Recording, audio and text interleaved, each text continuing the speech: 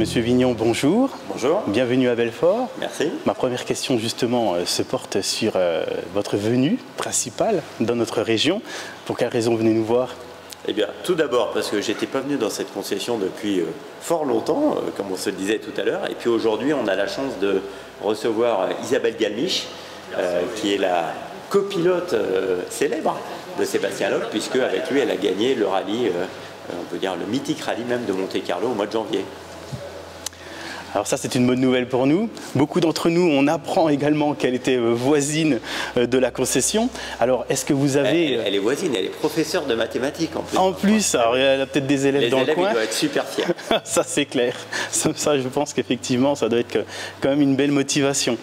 Aujourd'hui, Ford rencontre un très grand succès en WRC, Ouais. impulsé par l'extraordinaire pilote de Sébastien Loeb. Madame Galmiche en étant la copilote, est-ce que vous pouvez nous donner des informations sur l'évolution de Ford en WRC cette année? L'évolution principale cette année déjà, c'est que nous sommes passés de la Fiesta WRC au Puma WRC. Donc c'est la première fois qu'un SUV rentre en WRC.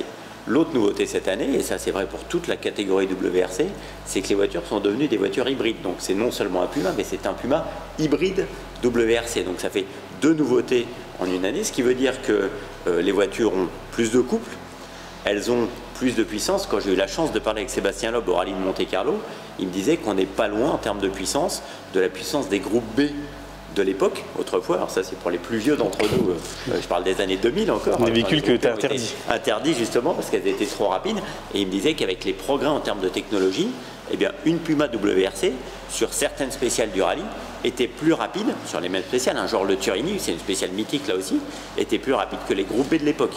Donc très gros couple, très forte accélération, et puis quand même la nécessité d'adapter un petit peu son pilotage, puisque l'hybride, vous savez, en phase de freinage, recharge les batteries, et donc pour avoir le boost maximum en accélération, il faut qu'on ait les batteries rechargées. Donc il faut que les pilotes arrivent à gérer justement le fait d'avoir de la puissance, d'avoir de l'électricité dans les batteries pour bénéficier, quand ils vont en avoir besoin, du boost et de la puissance maximum des véhicules. Donc ça rajoute un peu de complexité aussi au pilotage, mais c'est réellement extrêmement passionnant. Et tant Sébastien Loeb que Adrien Fourmeau, donc l'autre pilote français qui pilote le Puma WRC, ont dit que la voiture était absolument fantastique. J'espère qu'elle est suffisamment fantastique pour qu'ils puissent continuer leur engagement. J'espère aussi qu'on va gagner d'autres rallyes, surtout cette année. Je nous le souhaite franchement.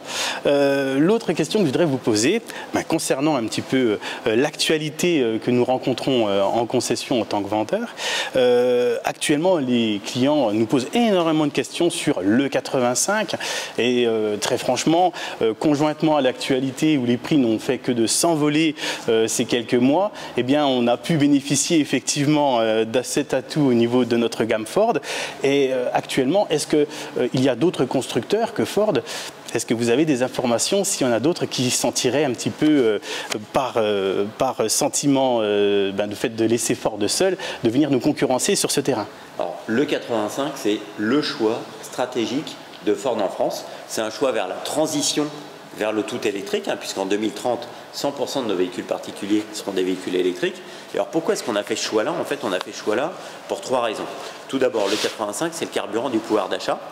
On avait, comme vous le savez, vous en souvenez sûrement, déjà fait avec le Kuga de précédente génération en 2019 un premier essai qui avait été un essai réellement concluant, qui avait très bien fonctionné.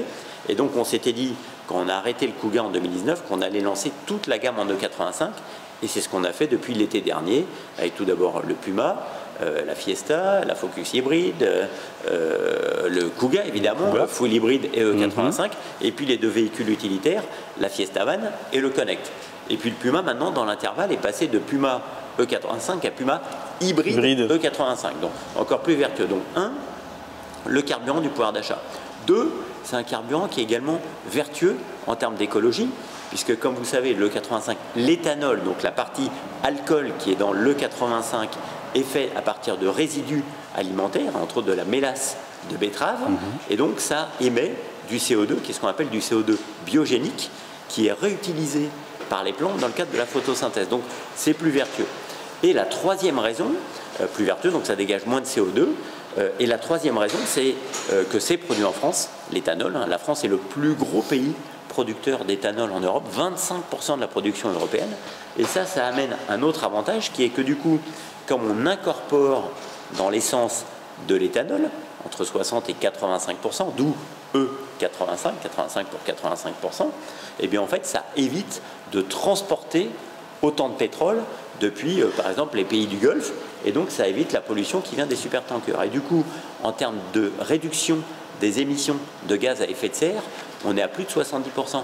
Et ça, c'est bien pour la lutte contre le dérèglement climatique. Donc c'était réellement un parti pris de Ford, à la fois pour soutenir le pouvoir d'achat et pour contribuer à cette lutte contre le dérèglement climatique. Donc deux arguments qui clairement vont en faveur de l'amélioration de la vie des gens. Alors, pouvoir d'achat, c'est amélioration immédiate. Dérèglement climatique, c'est amélioration pour demain et pour les plus jeunes générations. Et puis encore une fois, c'est nous qui étions les plus légitimes. On l'avait lancé déjà initialement en 2006 sur une première gamme E85.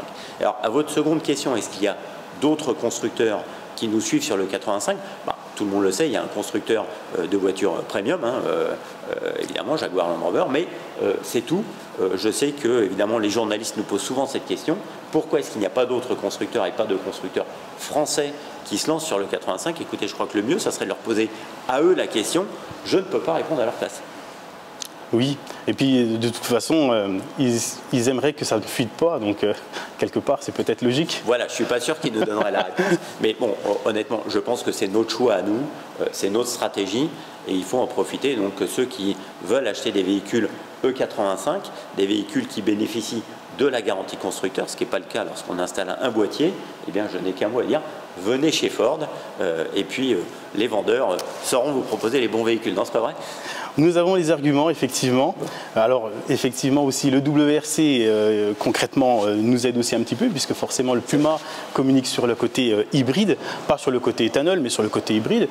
Mais actuellement, effectivement, si la transition va se faire, est-ce qu'il va y avoir d'autres modèles ? Par exemple, le Puma va-t-il arriver en boîte automatique ? Et est-ce que le Kuga PHEV, lui aussi, va être équipé de super éthanol ? Alors, pour l'instant, non. Le Puma va rester celui qu'on a. Donc, on a un Puma en boîte automatique et le Puma hybride, avec la boîte PowerShift, mais il n'est pas disponible en E85 et il n'est pas prévu qu'il le soit à court terme.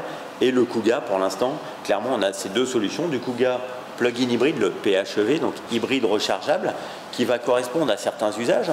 Je pense entre autres à ceux qui utilisent leur véhicule quotidiennement et qui vont faire jusqu'à 50, 60, voire 80 km en ville, même en pur électrique, puisque le Kuga PHEV, comme celui qui est derrière nous, permet de faire ça en tout électrique, et vous le rechargez durant la nuit sur une simple prise chez vous, puisque un PHEV a une batterie qui est plus facile à charger qu'un véhicule tout électrique. Donc si mon usage, c'est de faire durant toute la semaine 50, 60 km journaliers, et bien le Kuga PHEV, ça me fait en plus la voiture de la famille, il va être le bon choix, clairement. Si au contraire, je prévois de faire plus d'autoroute, je suis un gros rouleur et avant j'avais un véhicule diesel, et bien le meilleur choix, c'est un Kuga full hybride E85. Et là, en termes de TCO, ce fameux coût d'usage du véhicule, c'est vraisemblablement la meilleure solution. Donc on a plutôt choisi le fait d'avoir deux propositions pour deux usages différents. Et encore une fois, je dirais, les clients doivent s'en remettre au conseiller commercial que vous êtes, justement, pour arriver à faire cette bonne découverte de besoins et orienter le client vers le meilleur des deux choix.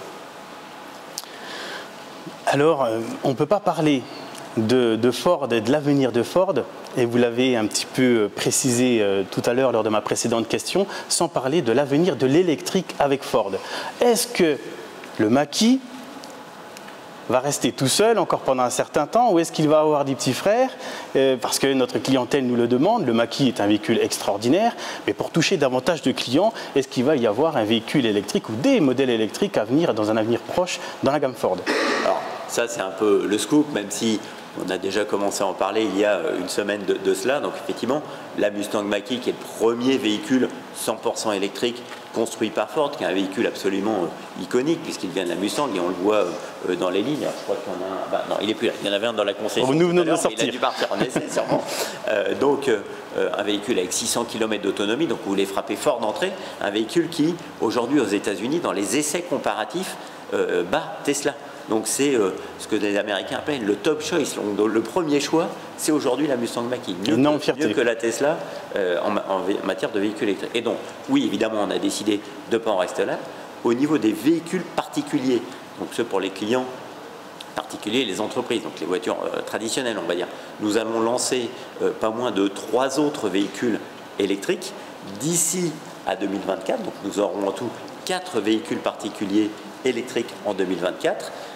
Et donc avec, ça a aussi été communiqué, donc un Puma qui va rejoindre donc la gamme Puma, la famille Puma va s'agrandir avec un Puma tout électrique, et puis 2 autres véhicules, donc là je ne peux pas trop en dire, qui sont des véhicules plutôt ce qu'on appelle des SUV ou des crossovers, donc qui vont rejoindre la famille Ford. Et puis évidemment chez Ford, on n'oublie pas les artisans, on n'oublie pas le véhicule utilitaire. Vous savez qu'on est leader européen en véhicule utilitaire depuis maintenant 7 ans.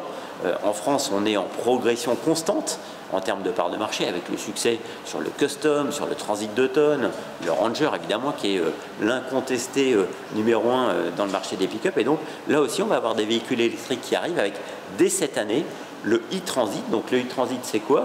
C'est le Transit 2 tonnes en version tout électrique, 317 km d'autonomie. Il y a 3 charges utiles, possibilité de carrossage, une connectivité totale, un grand écran avec le système SYNC 4 à l'intérieur, donc un véhicule totalement connecté. Donc ça, c'est lui qui va ouvrir la voie. Et puis là aussi, à partir de l'année prochaine, eh bien, il va être rejoint par, donc en tout, on aura 5 véhicules utilitaires, donc le e-Transit, le nouveau Transit Custom et le nouveau Tourneo Custom, qui seront également en tout électrique, et puis un nouveau petit véhicule utilitaire, le Transit Courrier et le Tourneo Courrier, qui seront également en tout électrique. Donc tout ça, ça va nous arriver dans les 2-3 ans à venir, donc une gamme qui sera complète, qui aura pas moins de 9 véhicules électriques. Et ça n'est qu'un début. Ah, d'accord. On a dit qu'en 2030, 100% de nos véhicules particuliers seront électriques. Et puis sur les véhicules utilitaires, en 2030, l'électrique, ça représentera à peu près 70% des ventes. Et en 2035, on sera à 100% d'électrique. Et pourquoi je vous dis ça? Parce que Ford veut continuer à lutter contre le dérèglement climatique. Et on s'est engagé à être en Europe, en 2035, neutre en émissions carbone. Donc tous nos véhicules seront des véhicules vertueux, sans émissions carbone. Toutes nos usines fonctionneront avec de l'énergie seulement renouvelable, donc sans émettre là aussi de carbone, donc un monde extrêmement vertueux. D'accord. Alors justement, cette partie qui est très mise en avant par ce que vous nous dites, Monsieur Vignon, c'est que la partie société, la partie entreprise, les professionnels ne sont pas oubliés. Et justement, au niveau de la connectivité, on va pouvoir leur apporter aussi des réponses. Alors tout à fait. Vous le savez, on avait commencé par les clients particuliers avec le lancement de cette application Ford Pass, qui est l'application qu'on a tout un chacun sur son téléphone. Moi, je l'ai pour mon véhicule, donc qui permet d'ouvrir les portes, de démarrer, de préchauffer son véhicule, qui va permettre sur la Mustang Mach-E également de la gérer de façon complète. Donc on avait lancé ensuite pour les artisans, ceux qui ont jusqu'à 5 véhicules en parc, une application qui s'appelle Ford Pass Pro, donc qui est l'émanation de Ford Pass pour les pros réellement, et donc qui permet à l'artisan qui a un petit parc de suivre ses véhicules. Et on a lancé depuis le début de cette année Ford Telematics Essential, qui est gratuite. Après, il y a possibilité également d'avoir d'autres applications sur Ford Telematics. Et là, je m'adresse aux clients qui ont plus que 5 véhicules en parc. Et avec Ford Telematics, moi, chef d'entreprise, je vais pouvoir suivre de façon détaillée mes alertes de santé sur le véhicule, le coût, l'usage du carburant par exemple, si on passe les accords avec les collaborateurs, les trajets, être sûr que mon véhicule ne reste pas au ralenti. La rentabilité en termes de coûts, c'est très important. Donc tout ça pourquoi? Pour optimiser la productivité des entreprises, parce qu'on sait bien que pour nos clients, artisans et entreprises, l'important c'est leur productivité. C'est leur productivité qui permet à leur société de mieux gagner, d'être plus efficiente. Et donc, ça va correspondre là aussi à l'amélioration de leur vie à eux et de la vie de leurs collaborateurs. De leur tranquillité. Absolument. Pour pouvoir s'adonner totalement à leur activité. Tout à fait. Tout à fait. Alors là, nous avons beaucoup de réponses à ce niveau-là, beaucoup d'actualités aussi. Alors, est-ce que vous avez un scoop à nous donner, autre que ceux que vous nous avez déjà donnés, concernant cette année, au niveau des productions de la gamme Ford? Écoutez, non, un scoop produit, réellement, on ne peut pas en dire plus. Je vous l'ai dit, c'est réellement cette annonce de l'accélération sur les véhicules électriques, avec des véhicules qui arrivent, là les 3 dont je parlais, donc le Puma on le connaît, un véhicule qui a un succès énorme, et les 2 autres, la seule chose que je peux vous dire, c'est que ce sont des véhicules qui sont des véhicules électriques, ça sera des vrais véhicules Ford avec, vous savez, ce fameux fun to drive, le plaisir de conduire qu'on a quand on conduit toutes les Ford, de la Fiesta jusqu'au plus gros, jusqu'à l'Explorer, on va dire, donc des véhicules électriques qui ne sacrifieront rien à ce plaisir de conduire et au fait que bien lorsqu'on est dans une Ford, on a, comme j'aime à dire, la banane, le sourire, des véhicules qui seront des vrais Ford. Vous devancez ma dernière question, elle est un peu plus personnelle, monsieur Louis-Carl Vignon. Actuellement, quel est le modèle chez Ford lorsque vous montez dedans et vous faites quelques mètres ou quelques kilomètres, vous vous dites « Waouh, on fait quand même des autos extraordinaires ». Le modèle, c'est difficile, il y en a plein. Bon, évidemment, la mythique Mustang, parce qu'il y a toute une histoire, il y a tout un mythe. Mais moi, j'aime bien conduire, j'aime bien les voitures sportives aussi. Et je dois dire que les deux, allez, je vais dire deux modèles. Il y a la Puma ST. Oui. C'est vraiment un véhicule qui est absolument passionnant. Et là aussi, quand on était au Monte Carlo, j'ai eu l'occasion de suivre les étapes, entre autres avec un Puma ST.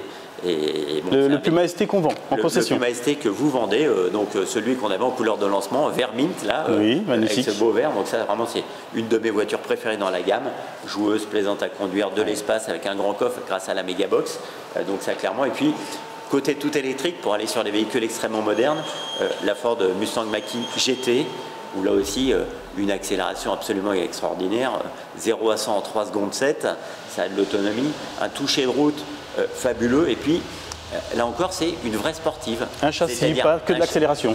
Un châssis qui donne au véhicule ce caractère légèrement survireur qu'on aime bien, donc une réelle sportive, mais en 100% électrique. Et ça montre combien Ford maîtrise cette technologie et combien Ford maîtrise également la technologie des châssis, l'art de savoir faire des châssis qui tiennent la route et qui sont plaisants à conduire. C'est une valeur de la marque, une valeur qui est ancrée chez tous les passionnés de la marque.